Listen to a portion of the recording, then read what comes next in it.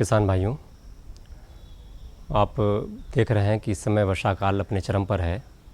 और कई क्षेत्रों में अत्यधिक वर्षा से हमारी फसलों को भी नुकसान हो रहा है। और साथ ही साथ ऐसे समय में जबकि वर्षा अपने चरम पर है और हमारे जो बागवान भाई हैं वो किस प्रकार की क्रियाओं को करें ताकि आने वाले समय में उनको अपने फल वृक्षों से अधिक और गुणवत्ता युक्त उत्पादन मिल सके। सबसे पहले तो हम ये देख रहे हैं कि चूँकि अभी इस समय जिस प्रकार से बहुत अधिक वर्षा हो रही है, तो जिन क्षेत्रों में पानी रुकने की समस्या हो या जहाँ पर आपको लगता है कि बगीचे जो हमारे इस तरह के हैं कि उनमें पानी के रुकने की समस्या हो जाती है, और अत्यधिक वर्षा के समय में एक ये भी होता है कि अगर हम जो नाइट्रोजनधारी उर्वरक देते हैं तो उनसे क्या होता है कि ऐसे समय में ऐसे उर्वरकों को हम थोड़े समय के लिए रोक दें प्रयोग करना, क्योंकि जब हम ज़्यादा मात्रा में इस समय देते हैं अपना नाइट्रोजनधारी उर्वरक तो तेज़ वर्षा के साथ हमारे जो फल वृक्ष हैं उनको ये उपलब्ध नहीं हो पाती है और हमारा जो पैसा है, हमारा जो समय है उसका व्यर्थ चला जाता है। तो अभी जो हम बात करने जा रहे हैं, सबसे पहले हम बताते हैं कि आपको आंवले में जो हमारी फसल है वो बीज की स्थिति में पहुंच गई है। बहुत जल्दी ही हमें जो अपने पूरे जो फल हैं वो परिपक्व स्थिति में आते हुए दिखाई देंगे, क्योंकि इसमें जो हमारा जो फल होता है वो काफ़ी समय तक सुप्त अवस्था में पड़ा रहता है और फिर उसमें धीमे धीमे विकास होता है। तो इस समय फल विकास तेज़ी से हो रहा है और ऐसे समय में जब आप देख रहे हैं कि फल अच्छी तरह बढ़ रहा है, आप इसमें जो हमारे उर्वरक हैं उनमें से कुछ का आपको प्रयोग करना पड़ेगा। और इसमें हम ये कहते हैं कि जो हमारा नाइट्रोजन उर्वरक है और ये पोटाश उर्वरक है, इसकी जो संस्तुत मात्रा है उसकी आधी मात्रा इस समय आप दे दें। तो उससे क्या होगा कि आपका जो फल का विकास है वो अच्छा हो जाएगा और फल की जो गुणवत्ता है वो बढ़ जाएगी। तो इसमें हम क्या कहते हैं कि आपको करीब 1 किलोग्राम जो यूरिया है इसको आप प्रयोग करें और साथ ही आप करीब 700 ग्राम जो हमारी म्यूरेट ऑफ पोटाश है इसको ले लें। इन दोनों उर्वरकों को आप वृक्ष छाया क्षेत्र के अंतर्गत अच्छे प्रकार से मिट्टी में मिला दें और थोड़ा गुड़ाई कर दें, जिससे कि वो जो उर्वरक हैं ठीक प्रकार से वो मिल जाए। तो इस समय अगर अपने आंवला के वृक्षों में अगर आप जो 10 वर्ष से ऊपर के वृक्षों में इस मात्रा से आप अपने वृक्ष छाया क्षेत्र में उपचार कर देते हैं तो आपकी निसंदेह जो आने वाली जो वो है फल का विकास है वो बहुत अच्छा होगा और फलों में किसी प्रकार की जो कमी के लक्षण होते हैं वो नहीं आएंगे। दूसरी चीज़ क्या होती है कि आंवले में एक समस्या ये होती है कि हमारा जो फल होते हैं वो झड़ते बहुत ज़्यादा हैं। तो फल विकास के कई चरणों में ये फल गिरते जाते हैं। तो एक ये समस्या होती है। दूसरी समस्या ये होती है कि हमारा जो फल है वो अंदर से उसमें गूदा कई जगह से काला पड़ जाता है और गुठली के पास से भी इस प्रकार के लक्षण देखने को मिलते हैं कि आपके जो गुठली है वो भी भूरी काली पड़ रही है। तो ये जो है फल में जो आंतरिक निर्जीवता नाम की बीमारी होती है उसका लक्षण होता है और ऐसे फलों को अच्छे दाम नहीं पाते। और दूसरी चीज़ जो हमारी फल झड़ने की समस्या होती है, ये 2 प्रमुख समस्याएं आंवला में आती हैं जबकि फल हमारे परिपक्व हो रहे होते हैं। तो इसलिए इस व्याधि को रोकने के लिए आप ये करें कि अपने वृक्षों में जब आपको फल अच्छे प्रकार से दिख रहे हैं, इस समय भी आप कर सकते हैं, तो उसमें हम क्या करते हैं कि बोरेक्स नाम की जो दवा होती है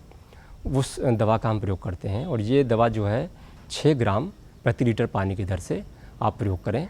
और इसका घोल बना के ठीक प्रकार छिड़काएँ, क्योंकि ये जो समस्याएं हैं ये बोरॉन जो कि एक सूक्ष्म पोषक तत्व है उसकी कमी से क्या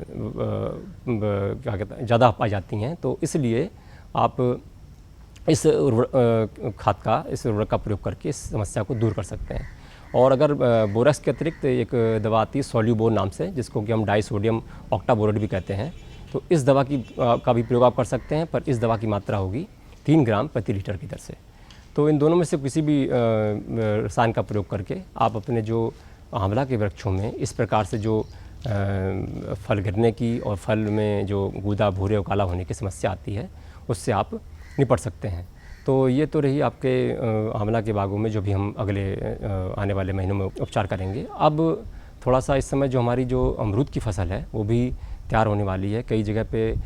जो हमारी आने वाले जो जाड़े की फसल है उसके फल आ चुके हैं और सेट हो चुके हैं। तो उस फसल में भी इस समय आप देख रहे होंगे कि थोड़ा सा जो हमारे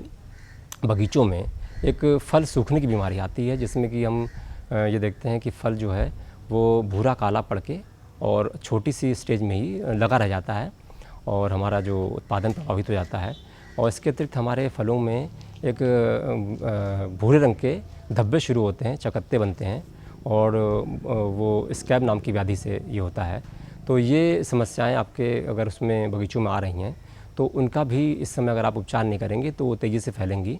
और वर्षा काल में चूँकि फफूंदी जनित बीमारियां बहुत तेज़ी से फैलती हैं, इसलिए इस समय ही उनका निदान कर सकते हैं और उनको रोक सकते हैं। तो उसके लिए आप करिए ये कि अपने जो बगीचों में थोड़ा साफ़ सफाई रखिए। और दूसरी चीज़ क्या करें कि जितने भी ऐसे फल हैं जिनमें कि इस प्रकार के लक्षण शुरू हो चुके हैं, उन सारे फलों को आप तोड़ लें और उनको कहीं दूर ले जाके जला दें या नष्ट कर दें। तो उससे क्या होगा कि जो आपके जो फल हैं जिनसे कि ये समस्याएं और आगे बढ़ेंगी, जो कि संक्रमित फल हैं, इन फलों को आप नष्ट कर देंगे तो ये फल जो और समस्या को बढ़ाने में मदद नहीं करेंगे। वो आपकी थोड़ा सा ये एक जो समस्या का निवारण हो जाएगा। दूसरा आप क्या करें कि ऐसे सारे फलों को तोड़ने के पश्चात आप अपने वृक्षों में कार्बाडाजिम नाम की जो दवा होती है, इसकी 1 ग्राम प्रति लीटर की दर से घुल बना दें। और या फिर एक दवा ज़ाइनेब नाम से आती है जो कि बाज़ार में इंडोफिल Z78 नाम से मिलती है। इस दवा का 2.5 ग्राम मात्रा प्रति लीटर की दर से घोल बनाएं और ये जो इन दोनों में से किसी भी एक दवा को लेकर आप अपने वृक्षों में अच्छे प्रकार से छिड़काव करें। तो उससे क्या होगा कि आपकी जो बीमारी है ये बढ़ नहीं पाएगी और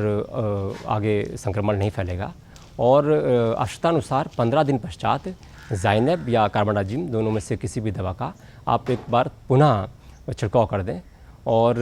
छिड़काव करने में सावधानी का ज़रूर आप प्रयोग करें, क्योंकि किसान भाइयों आपको देख रहे हैं कि आजकल कृषि रसायनों के जो अंधाधुंध प्रयोग से और गलत प्रयोग से कभी कभी दुर्घटनाएं हो जाती हैं। तो हमेशा आप जो भी आप दवा लेके आते हैं तो हमेशा उसमें जो निर्देश दिए हैं उनका वो कीजिए, पालन कीजिए और जो मात्राएं हम बता रहे हैं उस संस्कृत मात्राओं से ही आप अपने वृक्षों में उपचार कीजिए, तो निसंदेह आपको अच्छा लाभ मिलेगा। तो इस समय वर्षा काल में इन सब चीज़ों को ध्यान देते हुए अपने वृक्षों में खाद उर्वरक प्रबंधन और समस्त क्रियाएँ अंजाम दीजिए और आशा है कि आपका जो आने वाला उत्पादन होगा वो अच्छा होगा, गुणवत्ता युक्त।